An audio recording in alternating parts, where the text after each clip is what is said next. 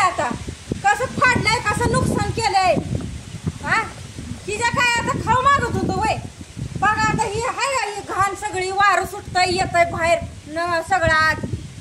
हिला काय आपलं दरवाजा ती हाय तर चांगलं चुंगलं घराला म्हणून पण माझं हाय की वनवास तिला काय आपलं आता बसली असेल शिरण वेळात आता काय कानच पडद बसला असतेल आणलाय की फॅन पण नवऱ्यानं बसली असेल आता तिथं नाही तर झोपली असेल खुशाल ताणून दिल्यात कशाच टेन्शन आहे मी तिला इतकी खुशाल बांधून जाती मला काय तमाशा केला बाई माझं तर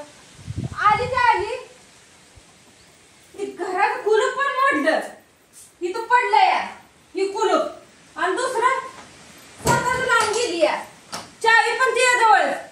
म्हणजे इतकं दांडगाव इतकं पाक सोडून दिली मी करायचं हाय का कुलूप पण चालू घरात कुलूप आणून लावलं या आणि मी देत नसती आणि मी पण खोलत नसते काय नसती हाय ना माझ्या सासऱ्याचं माझं पण त्याच्यात अधिकार आहे हिचा अधिकार त्या टायमाला कुठे गेलता त्या टायमाला तिने म्हणायचं होतं मामा मला द्या 4 भांडी वाटून काही इशाला येईल ती मला पुढे जाऊन काहीतरी वाढल हिच्याही डोक्यात नाही काय स्वतःला मोठी म्हणती की आता कुठे गेला मोठीपणा आणि थोरलापणा हा करायचं होतं त्या टायमाला सगळं सरळ आता लागली येऊन मागायला एकट्या माणसानं काय करायचं हा एवढं मी वरडती पण ऐकू जात नसेल का पाक न ऐकलेली करायचं एवढं धिंगाणा करून तुझं पोट भरलं असेल काय मिळलं तुला ह्याच्यातनं एवढं बांधून करून पाक कुलप तोडण्यापर्यंत कुलप काढण्यापर्यंत काय मिळलं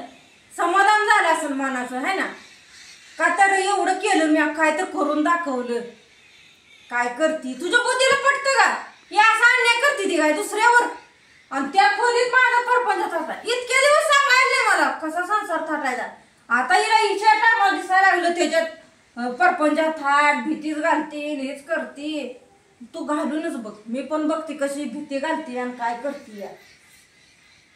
म्हणलं हिला आता जर तावून का तर सकाळी लय ताव आलता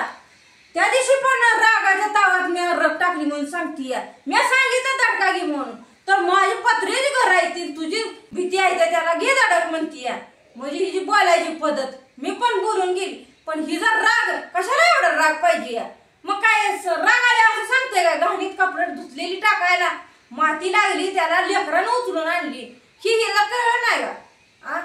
ही असं करतीय आणि त्याच्या परत आम्ही काय बोलाय गेलं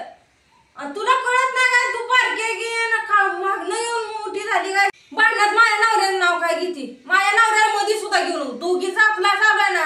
आपल्या आपण दोघी बघून घेऊ काय गरज होती माझ्या नवऱ्याचे नाव घ्यायची ती मध्ये ना आधी ती जाते आपल्या कामाला आणि ही ना मध्ये त्यांचं नाव घेऊन काय गरज होती त्याचं नाव घ्यायची तुला काय ते अन्याय केला का तुला हिस्सा देत नाही म्हणला हा खुशाल त्याचं नाव घेते येऊ दे तुझ्या नवऱ्याला बघती हे करते काय गरज नाही कुणी कुणाच्याकडे बघायची माझ्या सगळ्या ना माझ्यासोबत बोलायचं काय गरज नाही कुणी कुणाला बोला म्हणते ही खुर्च्या पण दरवाजाला लावल्या हिचं काय डोळं मस्त का होतं काय इथं दिसत नाही का तिला वाट खुशाल म्हणती काय पण करते खुर्च्या आडव्या लावती का तर आम्ही जाऊ नये म्हणून सासऱ्याचं हाय ना गबाळत्यात कुणी सुद्धा त्याला हात लावायचा नाही मी कुणाला देत पण नसते आणि ती हाय असं ती कुलपार तशी ठोत असते आणि माझ्या नवऱ्याला तिथं माझा नवरा जातो कामाला तिथनं कमवून आणतो तेव्हा आम्ही 4 गोळा सुखाचं खातो आणि खुशाल म्हणते आयतं पहिल्यापासून आयतं खाय शिकली या ही शिकली काय कुणी आणून दिलं आम्हाला त्या टायमाला सासू होतं त्या टायमाला आम्हाला सगळं असेल पण त्याने काय आमच्या जन्माला गेली ती वय कमवून आता आम्हाला खावं लागतंय का ती यायची ती आम्हाला कमवून घालायला ही चुकतंय त्यांचं बोलणं त्यांना कळायला पाहिजे कुठवर त्यांना तर ही असं बोलायचं आयतं खाणं म्हणजे तोच तर आमचं पण म्हणायला लागतं हिला कळत नाही का काय पण बोलून जाती आणि स्वतःला पण बोलायचं म्हणलं दुसऱ्याने वाईट बोलू नये दुसऱ्याला तर हिनं वाईट बोलायचं पण हिला कोणी बोलायचं नाही तुझी धमकच मला बघायचे तू कशी बिताड घालती आणि तू कशी फितत पडदी घालून ह्याच्यात राही मला म्हणती ना त्या खुली संसार थाट आणि मी माझी मी इथले इथं बघती कशी बघती मी पण बघते आणि ते काय सारखं गुरुच मला करू कोण सुद्धा नाही तुला माहित नाही का माझं एवढं शिक्षण आता म्हणत होती की तुला हा 11वी 12वी शाळा शिकली तिच्या कशाला नादी लागती एक दिवशी ही करल नात करू नको तिचा मग त्यासाठी काय मला माझा संबंध तोडायचा होता ना कशाला एवढं दिवस चांगलं संबंध ठेवलं तुला एवढं जर सांगितलं होतं शिकवलं होतं आणि गुरुचं बोलती काय माझ्याच बरोबर कोण गुरु काय मला शिकवायची गरज नाही मी काय दूधखुळी नाही मला सगळं कळतं मला सगळं कळतं कोण कसं वागतं कोण कसं चालतं